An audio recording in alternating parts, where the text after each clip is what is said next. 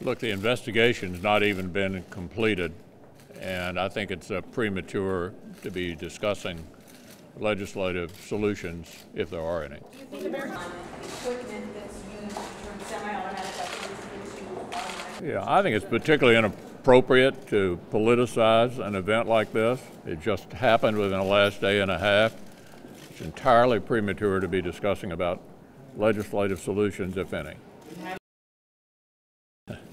We're in the middle of the investigation. We'll see what that reveals. And at the end of that, there'd be an appropriate time to discuss it. In the meantime, our priority is on tax reform. As my colleagues have indicated, we're going to press ahead with that in the Budget Committee this week, and it'll be out on the floor after the recess.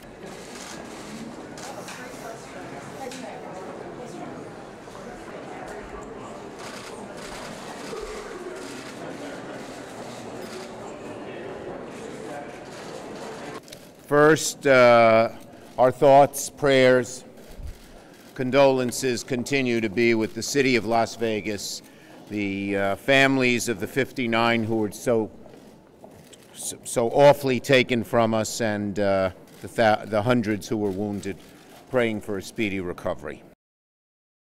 We have sent a letter to the President. I have requested of the President to call us together, Democrats and Republicans, to come up with a reasonable solution.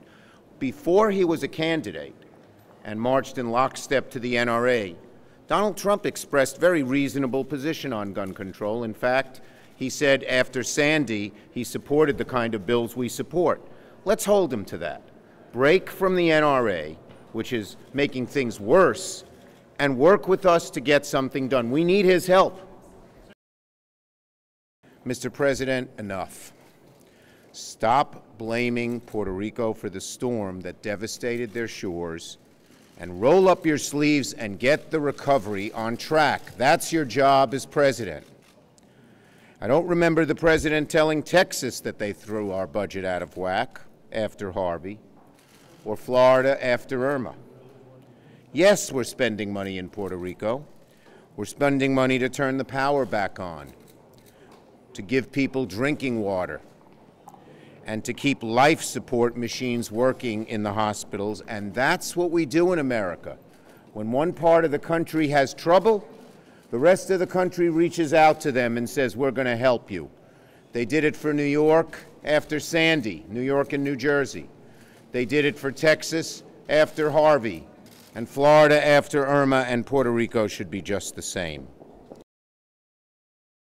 To have the gall to complain about Puerto Rico throwing our budget out of whack while proposing tax cuts for millionaires that will cost trillions of dollars boggles the mind. Boggles the mind. Mr. President, stop the blame game. Start making the situation better. That's your job.